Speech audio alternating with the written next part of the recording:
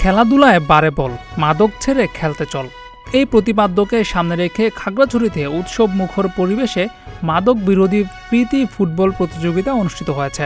বৃহস্পতিবার বিকালে জেলা প্রশাসন ও মাদক দ্রব্য নিয়ন্ত্রণ অধিদপ্তরের আয়োজনে খাগড়াছড়ি উচ্চ বিদ্যালয় মাঠে এই মাদক বিরোধী প্রীতি ফুটবল প্রতিযোগিতা অনুষ্ঠিত হয়। এই সময় জেলা মাদক দ্রব্য নিয়ন্ত্রণ অধিদপ্তরের সহকারী পরিচালক KM দিদারুল আলম এর সভাপতিত্বে প্রধান অতিথি হিসেবে উপস্থিত ছিলেন পুলিশ সুপার মোহাম্মদ আরিফিন জুয়েল। আমাদের আজকে যুব সমাজের মাদকের ভয়াবহতা থেকে দূর করার জন্য আমরা জেলা প্রশাসন মাদক যৌথ উদ্যোগে আমরা এই মাদকের ভয়াবহতা সম্পর্কে আমরা জনকে সচেতন করার জন্য আজকে প্রীতি ফুটবলের আয়োজন করেছি, যাতে অন্তত ছেলেমেয়েরা এই ভয়াবহ মাদক থেকে দূরে থাকে এবং তারা যেন এই খেলাধুলার মাধ্যমে নিজেকে আত্মনিয়োগ করে এবং সর্বশেষ ঘাতক থেকে তারা যেন দূরে থাকতে পারে। সেই জন্য আজকে আমাদের জেলা প্রশাসনের মাদক যৌথ উদ্যোগে আমাদের আজকে এই প্রয়াস। ম্যাচটা মাদক বিরোধী প্রচারণার জন্য প্রীতি ফুটবল ম্যাচটা করা হয়েছে।